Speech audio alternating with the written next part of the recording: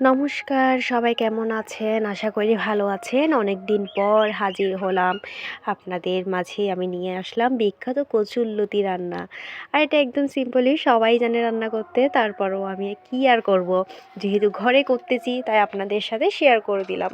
প্রথমে গরম পানিতে হালকা করে কচুরলতিগুলো একটু করে সিদ্ধ করে নিয়ে পানিগুলো ঢেলে দিলাম কড়াইয়ে। তারপরে পেঁয়াজ দিলাম, তেল গরম করে তার মধ্যে কচুরলতিগুলো একটু ভেজে নিলাম।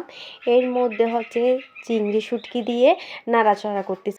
এর ক্ষেত্রে আবার চিংড়ি মাছও ইউজ করা যাবে, কারণ কচুরলতির সাথে চিংড়ি মাছ আর চিংড়ি শুটকি দিয়ে ভালো ফ্লেভার হয়।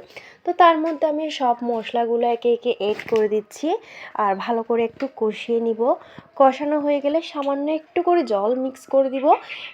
এরপর কিছুক্ষণ ঢাকনা দিয়ে অফ করে রাখবো। এর মাঝে আমাদের কচুরলতি হয়ে যাবে। কার কার কচুরলতি পছন্দ অবশ্যই জানাবেন। আমারও যেহেতু অনেক ভালো লাগে।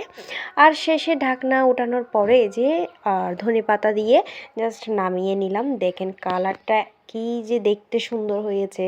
আর এই কচুরলতি দিয়ে এক থালা ভাত নিমিষেই শেষ করে ফেলতে পারবে যে কেউ। বিশ্বাস না হলে ট্রাই করে দেখবেন। সে পর্যন্ত ধন্যবাদ।